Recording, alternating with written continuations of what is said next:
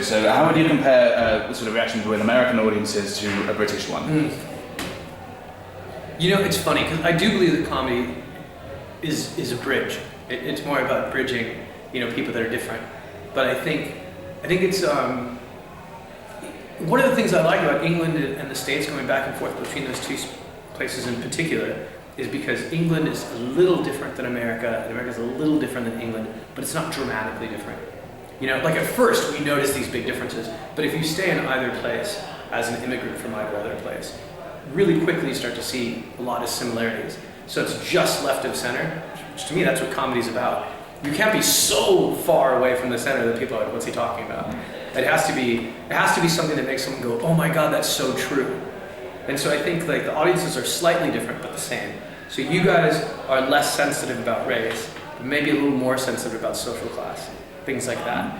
Whereas Americans, they have things that are they're very sensitive about race and they're very sensitive about religion. But to me, honestly, if I go from LA to London is less of a change in my material than LA to Dallas. LA to Texas is California to Texas is way more foreign to me than Los Angeles to London.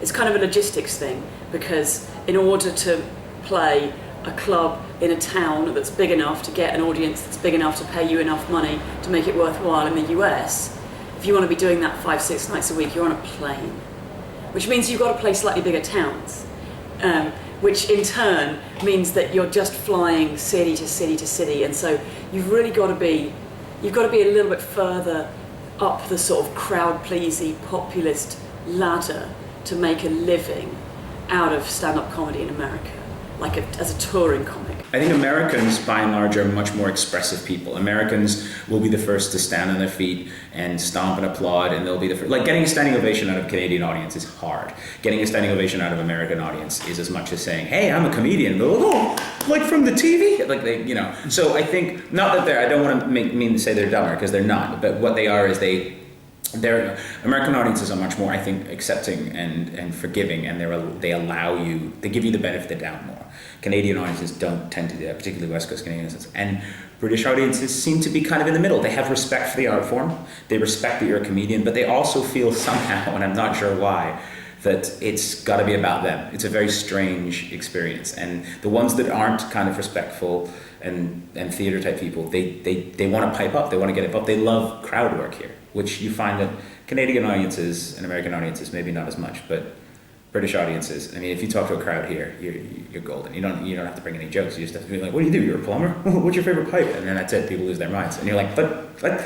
So it's a bit of a different thing. It's a very good, it's definitely, it's a different workout. You know, it's good. I like it. I enjoy kind of learning different crowds and where they're going, and it is definitely a new experience. Yeah. In the UK, you have to prove yourself in the first 30 seconds that you're worthy of their attention, or you're uphill the whole way. But in the States, they assume you are funny for about a minute, because otherwise, why would you be up there? So you have this sort of leash in the beginning that they don't give you here, which is good because it forces you to jump out with something strong in the beginning. I did one where it was a mix, and not only were they not from Britain, but they hardly spoke any English, and that was really difficult. But I also did a few in front of Italians that speak really good English, and to be honest, they seem a lot less miserable. Do you know what I mean? Like, English people, I think, sometimes expect too much and kind of have these preconceptions, whereas the Italian crowds that I've played in front of have always just been like, if it's funny, then they'll laugh. Do you know what I mean? Like, sometimes I think funny isn't enough for British crowds. It was going okay. It was really going okay. About halfway through the gig, a really sweet old lady sitting in the front row just started walking out, and the way the room was structured, she walked out across the stage. So I had to acknowledge it, and I sort of went, I'm sorry, where are you going? And she turned to me and she went, I'm going to another show. And I tried to recover, and I went, is it comedy, madam? And I swear to God, she looked me dead in the eye and just went, I hope so, honey. And fucked off.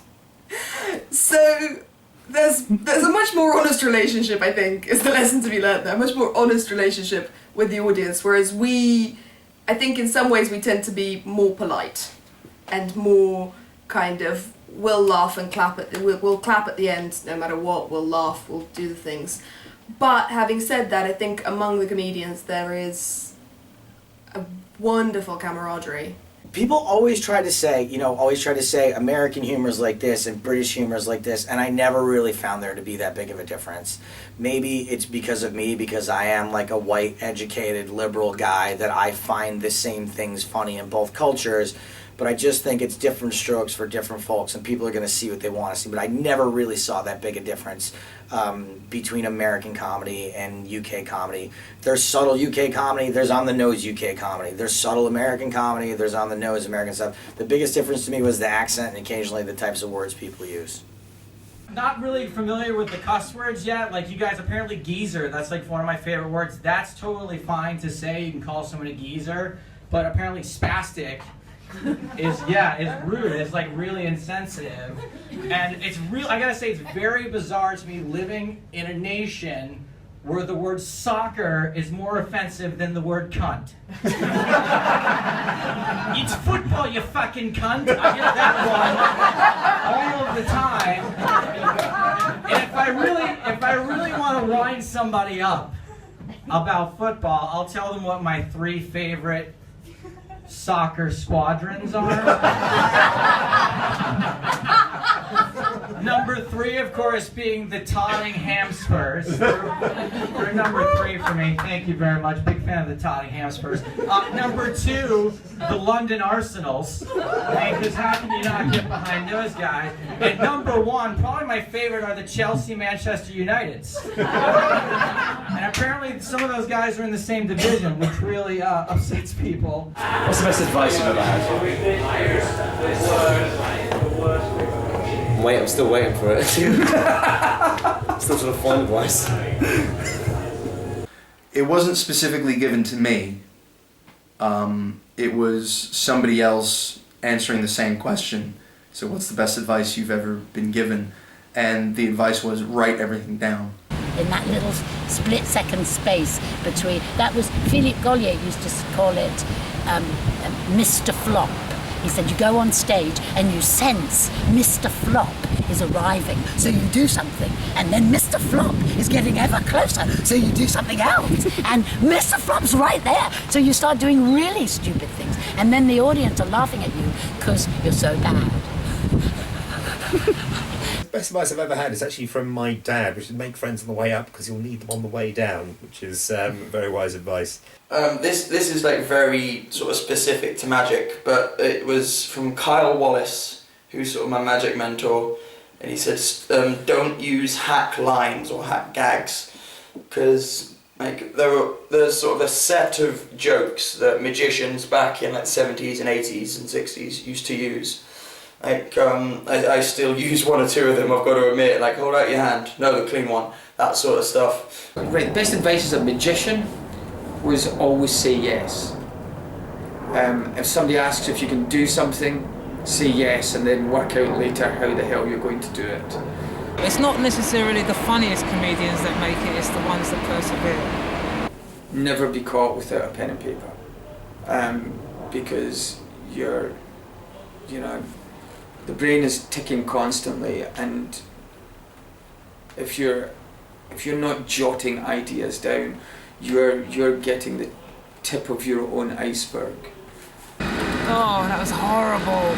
Basically, I was the bottom of the pile, and the weird thing is that I did the same set that I did at the Palace Theatre, and the crowd just didn't like it. I don't even think I got a smirk. It's like, I just felt like there was this vendetta against me. Like they put the results out, like I was the bottom, and I thought, oh God, I'm giving up comedy. And someone said to me, don't give up comedy, because giving up comedy is like slashing your other 3 tires because you've got 1 flat.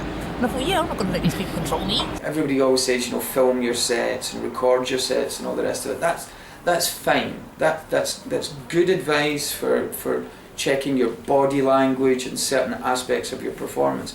But I would say an equally, if not more important thing is, with that recording, then transcribe that onto the page. Every single word and sound you make, every everything, every single word, because you take that away from your voice and your visual, and everybody's always a little bit cringy when they see themselves on video and they hear their own voice, and they edit things out. Whereas if you see it in black and white, if you transcribe a set onto black and white with every and the fat in your set is there and it's obvious. Win the women in the crowd over, because they'll be far more likely to control, like they influence the male laughter a lot more than the males influence the women's laughter. Which is if you do 100 gigs, then by the end of the 100 gigs, you kind of know what kind of comedian you are. I think up till then, you can try everything. You know, you can try kind of political humour, you can be aggressive, you can be nice. And I think by the time you get to 100 gigs, you've got a bit of a sense of what it is that you want to do, or the thing that people perceive, because you can't change what you look like. And when people look at you, they immediately make that judgment of, you know, what kind of comedy you're going to do. Any work environment I've been in before, I'm a bit of a, I don't know if I'm a troublemaker or a whistleblower, but basically, if I don't like shit, I tell people that I don't like it. In comedy, I'm a lot more diplomatic, because for me, comedy is my number one job. It's the one I enjoy more. Unfortunately, it doesn't pay anything at the moment. And with my work, it's like I approach it differently, and I feel like it's made me a better person for it. I have to be more measured in what I say, what I put on Facebook, what jokes I tell on stage. But by and large, most people doing comedy are going to be from a roughly the same income bracket, roughly the same age group, roughly the same.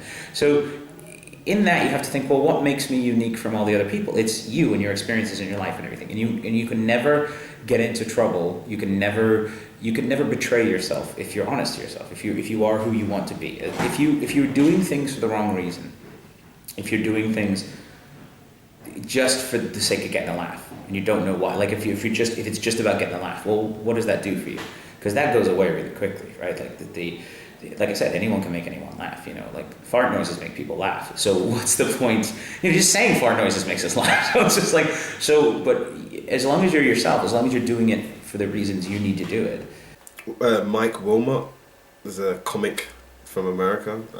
Believe it or not, I didn't really know much about him when I had this conversation with him, but he just said, do what you're doing, kid, which was quite simple but effective. When I was comparing, he said you've got to start looking at different parts of the audiences, and like not kind of like, you know, like that, but actually picking out people.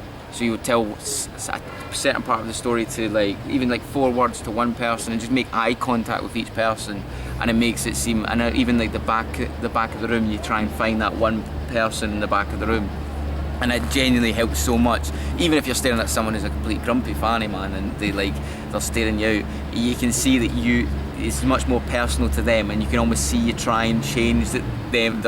Turn that frown upside down, pretty much. But yeah, I always think looking at audience members, it makes it so much better for them and yourself as well. I went to see Armando Iannucci interview Steve Coogan last week for like a Guardian talk kind of thing, and the one thing that they said that really stuck with me was that you just have to write whatever you think is funny, and just have enough faith in your own conviction that it is funny, and that if you find it funny, then at least someone else out there will.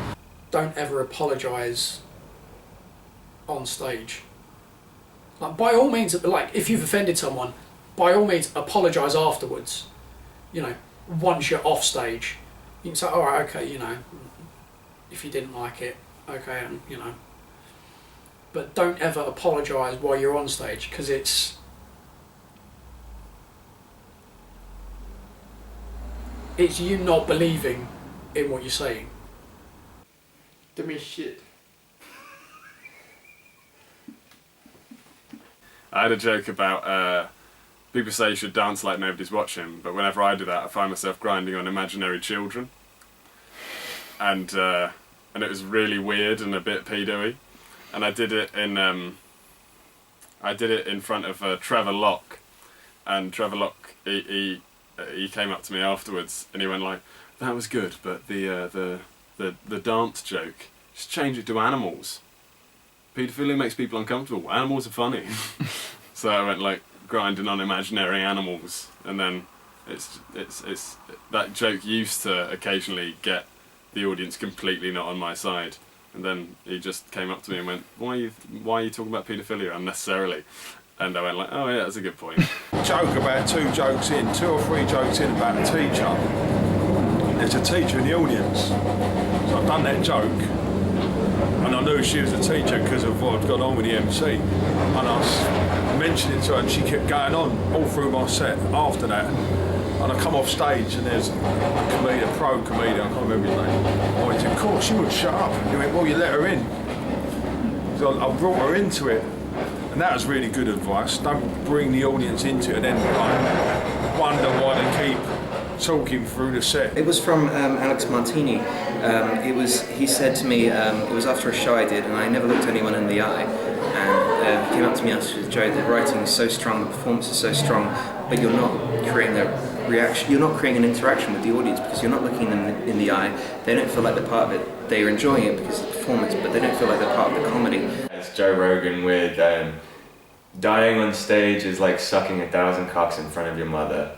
And that was, although might not be great because you might be slightly worried about it, it was good to know for me that one of my favorite comedians has died on stage, has experienced that, and he's kept going and is now a star, you know, so like, you know, you just gotta take that cocksucking feeling occasionally and keep on going. Always do the gig you set out to do. So no matter what venue you turn up in, if you think, oh no, they're not gonna like this, or oh no, this isn't the right venue, just do the gig you were gonna do. Give yourself permission to suck, I guess. Don't a lot of people, they get so precious about their material when they do something new that you'll just see them for just years doing the same 5 or 10 minutes because they're too scared to try anything else and die. Celia Piccola said to me once, you should run your own race, so like don't compare yourself against everyone else. It kind of, sometimes it's difficult because there'll be people who started around the same time as you and they'll be doing or appearing to be doing way better than you, and you're like, oh, I want to be doing those gigs or whatever, but I guess everyone progresses at different rates, and just because you haven't got there yet doesn't mean that you're not going to. This is a good bit of advice. Once I was looking for a present for my wife for her birthday, and I couldn't think of anything to get her, and I said to my friend Dan Evans, who's a stand-up, I said, I don't know what to get Nikki for her birthday. No idea. And he said, think of the most inappropriate thing you could get her, and then get the opposite. Is just to enjoy it, like to go on stage, try and lose your inhibitions, try and lose anything that maybe family or friends or society has with sort of expectations of you, and just let go of that and just try and free yourself up on stage. It's live performance, it's there for you. Yeah, of course you're giving something to the audience, but don't forget to take something back for yourself as well. Just fucking do it. That's that. You know, I've got this joke. I don't know if it's going to work. Just do it. I want to try stand-up. Just do it. Like, yeah, anything. Like you can write a joke. You can think it's finished. It's only when you do it on a stage that you realise if it's any good or not, and it's only when you do it on stage that you realise how the joke's going to work. You can't write it. You have to perform it, and it sort of adapts. I will tend to waffle on too much, and there will be like loads of like now. It's just generally what I do, and I often like include lines that aren't necessarily necessary. That wasn't necessary. But no, what he said was if you feel like you've got a routine or a sketch which goes on for longer than it is funny, you just ask yourself 2 questions. You should just go through the routine, go through the sketch, look at every single line. Go, 1, is that line funny?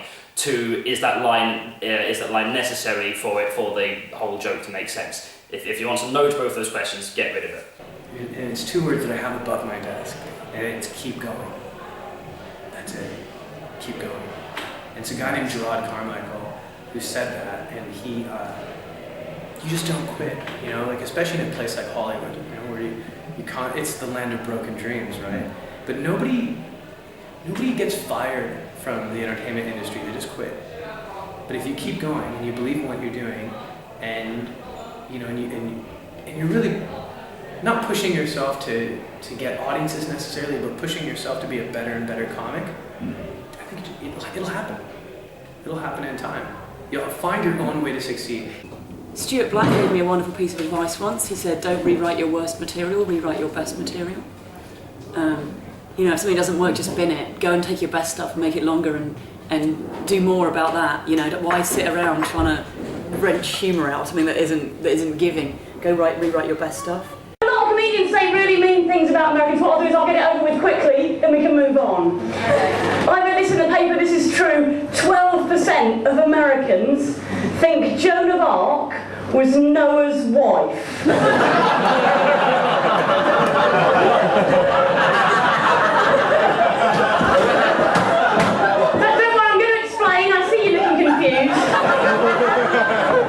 She was a French woman, so we burnt her. It's alright, they've left, we're fine. Now, I shouldn't say mean things about Americans. My other half is actually American. And the other day, he's been living here 10 years, and I was asking him about the difference between Britain and the US, and he said something which I thought was very arrogant. He said, there is nothing you've got in Britain that we haven't got in the US. That's an arrogant thing to say, do we agree? Yeah. There's nothing you've got in Britain that we haven't got in the US. So I took him to the Cuban embassy.